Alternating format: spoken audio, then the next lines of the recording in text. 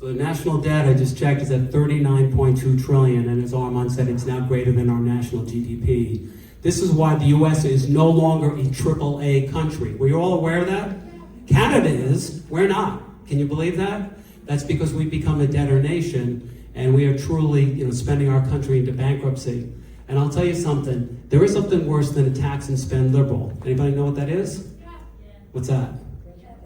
I borrow and spend liberal, because at least the tax and spend guy comes up with the money today. The borrow and spend liberal spends today and sticks it to the next generation. So to attack that, I am fully on board with the balanced budget amendment. I think that's something we absolutely need to get in this country.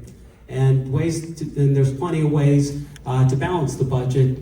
I talked about one earlier, fraud. Fraud, it looks like, is $1 trillion problem in this country. That's one way, that's most certainly is one way to balance it. And if you talk to a Democrat and you ask them, well, how are you going to get back to a balanced budget? Their answer is always, raise taxes.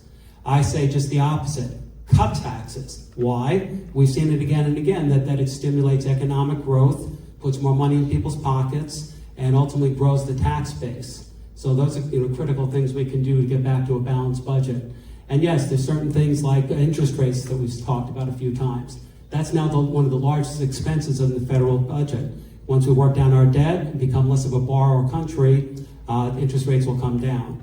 So this, again, unlike a liberal who says the way to balance a budget is to raise taxes, I would cut them, stimulate the economy, and work to eliminate things that we see are fraud and waste. We've seen it with DOGE. I'd love to see again a national DOGE effort to get expenses under control. Thank you.